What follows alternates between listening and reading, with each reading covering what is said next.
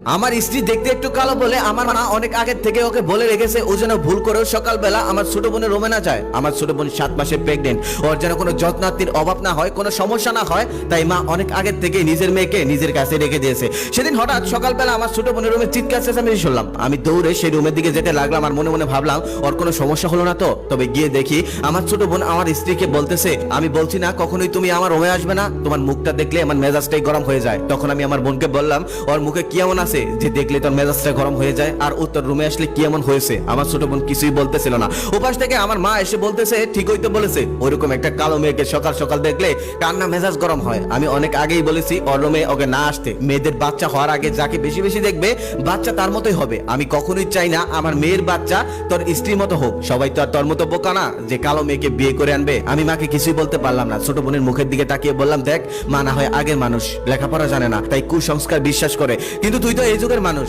Inter পাসও করেছিস, তুই কি করে কুসংস্কার বিশ্বাস করিস। সে কিছুই বললো না। আমি সেখান থেকে চলে আসলাম। আমার রুমে আসার পর আমার স্ত্রী আমাকে বলতেছে আজকে কি রান্না করব, কি খাবে, অনেকটা হাসি মুখেই বলতেছে। ওর হাসি মুখটা দেখে আমি অবাক হয়ে গেলাম। যেই মানুষটাকে একটু আগে আমার মা বোন মিলে এতটা অপমান করলো তারপরেও সে হাসতেছে, তার মনে যেন কোনো দুঃখই নেই। আমি মনে মনে ভাবলাম হয়তো ভিতর থেকে অনেক কষ্ট পেয়েছে, তাই কষ্টটা আড়াল করার জন্য হাসতেছে। তখন আমি তাকে বললাম অনেক কষ্ট পেয়েছো আমার মা বোনের কথায়, তাই না? তখন সে বলল না কোনো ব্যাপার না, এসব আমার আগের থেকে অভ্যস্ত। আমি বললাম মানে? তখন সে বলল তাহলে শোনো তোমাকে 3টা ঘটনা শোনাই। আমি তখন ক্লাস 7-এ পড়তাম। একদিন বৈশাখী মেলায় আমি একটু সেজেছিলাম আর শাড়িও পরেছিলাম। তারপর যখন বান্ধবীর বাসার উদ্দেশ্যে বের হবো ঠিক তখনই পাশের আন্টি মুখ বাঁকা করে বলল, যতই মেকআপ করো না কেন কাক কাকি থাকে, কাক কখনোই বক হতে পারে না। সেদিন অবশ্যই আমি অনেক কষ্ট পেয়েছিলাম, তবে সেদিন একটা জিনিস শিখেছি, কালো মানুষের শাস্তি নেই। তারপর থেকে আমি আর কখনোই সাজিনি। তারপর কলেজে ওঠার পর বান্ধবীদের সাথে একদিন রেস্টুরেন্টে খেতে গেলাম।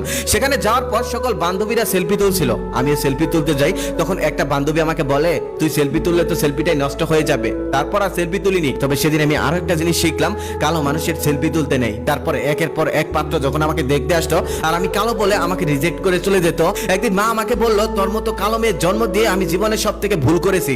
কত মানুষ মারা যায়, তুই কেন মারা যাস না? তুই মরে গেলেও তো আমরা বেঁচে যেতাম। আর বাবা বলেছিল ওই অলক্ষী মেয়ে যেন কখনোই আমার সামনে না আসে। বলে দাও, যেখানে নিজের মা আমাকে কালো বলে আমাকে এত অবহেলা করেছে, সেখানে আপনার মা আমাকে অবহেলা করলে আমি কেন কষ্ট পাবো? যেখানে নিজের বাবা আমার মুখ দেখতে চাননি, সেখানে তোমার বোন আমার মুখ না দেখতে পারলে আমি কেন কষ্ট পাবো? তার 1.5 মাস পর হঠাৎ করে আমার বোনের প্রবলেম দেখা দেয়। হসপিটালে নিয়ে যাওয়ার পর ডক্টর বলে আজকেই সিজার করতে হবে, না হলে বাচ্চার প্রবলেম হতে পারে।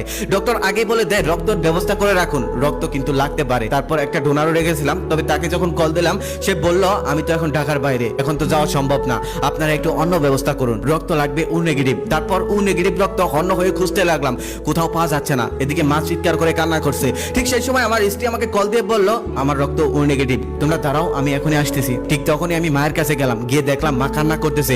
তারপর আমি মাকে বললাম মা কান্না করতে হবে না, রক্ত পেয়ে গেছি, তবে একটা সমস্যা আছে। সমস্যাটা হলো রক্ত দেওয়ার মানুষটা হলো কালো। সমস্যা হবে না তো? বাচ্চা আবার কালো হবে না তো? মা তখন রক্ত চক্ষু নিয়ে আমার দিকে তাকিয়ে বলল, রক্তে আবার কালো সাদা কি? সবার রক্তই তো লাল, রক্ত তো একই।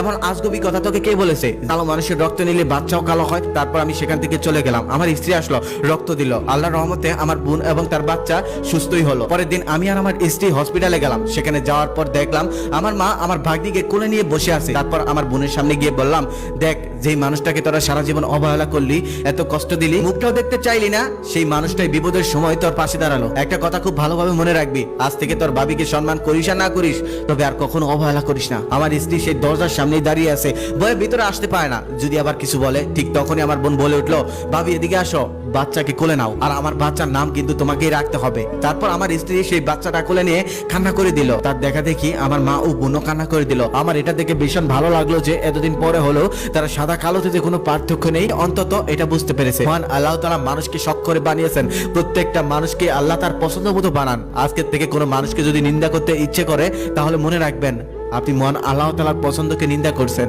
একজন শিক্ষক ক্লাসরুমে ঢুকে একটি ছাত্রীর দিকে অবাক দৃষ্টিতে তাকিয়ে রইল। কিছুক্ষণ তাকিয়ে থাকার পর মেয়েটাকে ইশারা দিয়ে দাঁড়াতে বলল। মেয়েটা দাঁড়ালো। দাঁড়ানোর পর তাকে প্রশ্ন করলো, আচ্ছা তোমার কি বিয়ে হয়েছে? মেয়েটা তখন লাজুক চেহারা নিয়ে উত্তর দিল আর বলল, হ্যাঁ স্যার আমার বিয়ে হয়েছে, আমার 2 বছরের একটা সন্তানও আছে। তখন শিক্ষক সকলের উদ্দেশ্যে বলতেছে, আজকে তোমাদের সকলের মধ্যে থেকে একজনের প্রিয় মানুষের নাম জানবো।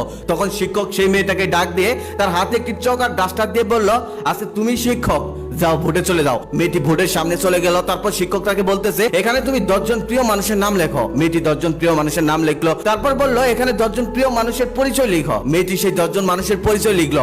প্রথম জন ছিল মা, দ্বিতীয় জন ছিল বাবা, তৃতীয় জন ছিল ভাই, চতুর্থ জন ছিল স্বামী, পঞ্চম নাম্বারে ছিল তার সন্তানের নাম। বাকি 5 জনের মধ্যে 3 জন হলো তার বন্ধু আর 2 জন হলো প্রতিবেশী। তখন শিক্ষক তাকে বললো এখান থেকে 5টি নাম তুমি কেটে ফেলো। তারপর মেয়েটি একটু ভেবে 5টি নাম কেটে ফেললো। তারপর শিক্ষক আবার বললো এখান থেকে তুমি আরো 2টি নাম কেটে ফেলো। মেয়েটি এখন একটু ভাবনায় পড়ে গেল। ভাবতে ভাবতে আরো 2টি নাম কেটে ফেললো। তখন শিক্ষক আবার বললো এখান থেকে তুমি আরো 1টি নাম কেটে ফেলো। এবার মেয়েটি ভাবনায় পড়ে গেল। মেয়েটির চোখে জল এসে গেল। মেয়েটি কাঁদতে লাগলো। মেয়েটি এখন কার নাম কাটবে, কার নাম রাখবে? ক্লাসটা যেমন হাসি খুশি দিয়ে শুরু হলো, এখন আর ক্লাসে সেই হাসি খুশি নেই। সবাই অধীর আগ্রহে অপেক্ষা করছে মেয়েটা এখন কার নাম কাটবে সেটা দেখার জন্য। কিন্তু মেয়েটা কারণ আমি কাটতেছে না। তখন শিক্ষক পিছন থেকে বলল মা এটা সামান্য একটা সাইকোলজিক্যাল গেম, আর কিছুই না। এখান থেকে একজনকে তোমাকে মেরে ফেলতে বলা হয়নি, জাস্ট নাম কাটতে বলা হয়েছে। তুমি এত চিন্তা করো না, কান্না করো না, একটা নাম কেটে ফেলো। তখন মেয়েটি একটা নাম কেটে ফেললো, সেটা হলো তার সন্তানের নাম। এখন শুধু একটি নাম অবশিষ্ট হলো, সেটা তার স্বামীর নাম। তখন শিক্ষক পেয়ে গেল তার সব থেকে প্রিয় মানুষ কোনটি। তখন শিক্ষক তাকে সামনে ডেকে এনে বলল মা তোমার মনের উপর দিয়ে যে ঝড় আজকে বয়ে গেল এটার জন্য আমি দুঃখিত, আমাকে ক্ষমা করো। তারপর তার ব্যাগ থেকে একটা গিফটের বক্স বের করে বলল এখানে 10টি গিফট আছে, তোমার 10 জন প্রিয় মানুষকে একটি একটি করে দিয়ে দিও। আরেকটি প্রশ্ন আমি তোমার কাছে জানতে চাই, তোমার 3 জন বন্ধু আর 2 জন প্রতিবেশীর নাম না হয় কেটে দিলে, কিন্তু তোমার মা তোমাকে গর্ভে ধারণ করেছে, বাবা তোমাকে লালন পালন করেছে, ভাই তোমাকে ভালোবেসেছে। শুনেছি একটা মায়ের কাছে নাকি তার সন্তান সব থেকে দামি। এই 4 জন মানুষই ছিল তোমার জীবনের গুরুত্বপূর্ণ মানুষ, কিন্তু তুমি 4 জনের নামই কেটে দিলে, শুধু রেখে দিলে স্বামীর নাম। এটা কেন জানতে পারি?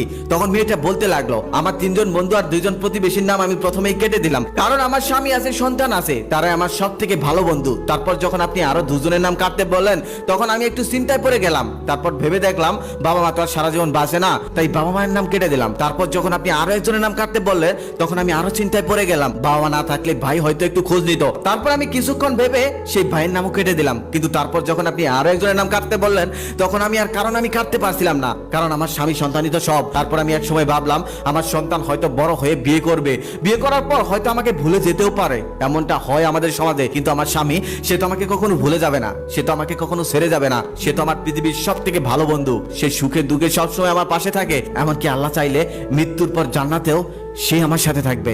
এটা ভেবে আমি আমার সন্তানের নাম কেটে দিলাম আর স্বামীর নাম রেখে দিলাম। তখন শিক্ষক আর কিছুই বললো না, ক্লাস সেখানে ছুটি দিয়ে দিল, সবাই বাড়ি চলে গেল।